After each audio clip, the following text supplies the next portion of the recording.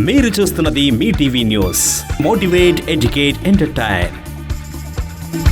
Welcome to మీ TV news. నేను ప్రసాద్. ఢిల్లీలో జంతర్ మంతర్లో జరుగుతున్నటువంటి నిరసన కార్యక్రమం ఏదైతే విద్యార్థులు నీట్ ఎగ్జామ్ పేపర్ లీకేజీ తరుణంలోని పెద్ద ఎత్తున కూడా జంతర్ మంతర్లో విద్యార్థుల నిరసన కార్యక్రమాలు జరుగుతున్న తరుణంలోని ఏదైతే కాంగ్రెస్ పార్టీ అగ్రనేత రాహుల్ గాంధీ వాళ్ళకు మద్దతుగా ఈ రోజు వాళ్ళకు సంఘీభావం తెలిపి అక్కడ ప్రభుత్వాన్ని ఏదైతే నరేంద్ర మోడీ గారిని విమర్శించడం జరిగింది.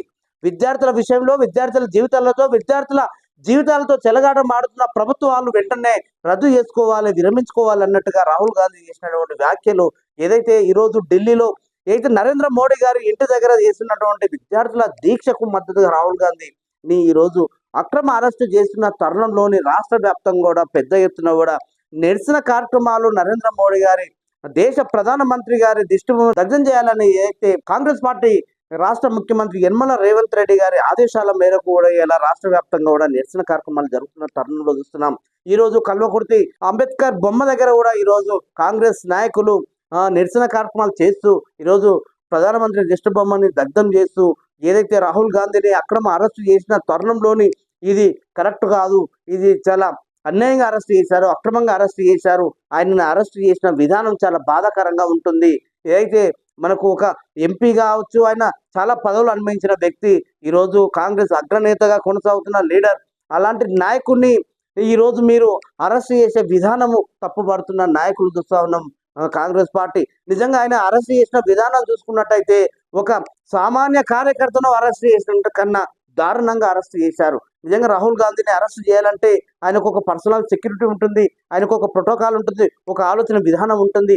అలాంటి ఏవి కూడా జాగ్రత్తలు తీసుకోకుండా ఆయనను కేవలం ఒక కార్యకర్తను అరెస్ట్ చేసినట్టు నిజంగా ఆయనను దారుణంగా ఈడ్చుకుంటూ ఒక పబ్లిక్ పోలీసు బండ్లో ఆయనని తీసుకెళ్లి అక్కడ ఉంచారు. నిజంగా రాహుల్ గాంధీని అరెస్ట్ చేసే క్రమంలో ఆయనకు అక్కడక్కడ గాయాలు కూడా అయినాయి.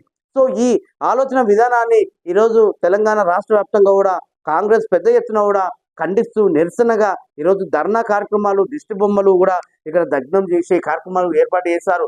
ఏదైతే నరేంద్ర మోడీ గారు తీసుకున్నటువంటి ఆలోచన విధానాన్ని తప్పుపడుతూ కాంగ్రెస్ నాయకులు పెద్ద ఎత్తున కూడా బీజేపీ మీద ఘాటైన వ్యాఖ్యలు చేశారు. ఏదైతే నీట్ ఎగ్జామ్ పేపరు లీకేజీ తరుణంలో విద్యార్థులు చేసినటువంటి ధర్నాకు ఈరోజు రాహుల్ గాంధీ సంఘీభావం తెలుపుతున్న విధానాన్ని ఏ నాయకుడైనా దేశంలో ఎక్కడైనా నిరసన కార్యక్రమాలు చేయొచ్చు, ధర్నాలు చేయొచ్చు, వాళ్ళ గొంతు వినిపించవచ్చు. ప్రభుత్వం కావచ్చు, ఈరోజు మీరుండొచ్చు, రేపు మేము ఉంటాం.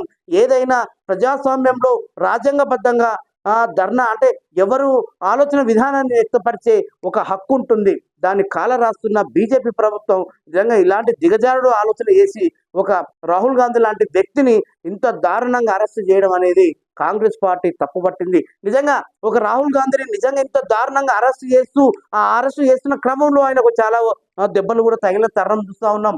దానిని కాంగ్రెస్ పార్టీ చాలా తీవ్రంగా ఖండిస్తుంది. నిజంగా భవిష్యత్తులో మేము చాలా కార్యక్రమాలు తీసుకోబోతున్నాం ప్రభుత్వం మీద, ఏదైతే బీజేపీ చేసిన విధానం మీద. అలాంటి ఆలోచన విధానంతో మేము ప్రజాక్షేత్రంలో రాహుల్ గాంధీ మీద జరిగినటువంటి అక్రమ అరెస్టుని మేము ప్రజలోకి తీసుకెళ్తాం అన్నట్టుగా ఈరోజు కాంగ్రెస్ పార్టీ పెద్ద ఎత్తున కూడా ప్రతి రాష్ట్రం మొత్తం కూడా నిరసన కార్యక్రమాలు జరిగాయి. మొత్తానికి ఇదండి చూస్తూనే ఉండండి మీ టీవీ న్యూస్. నేను మీ ప్రసాద్.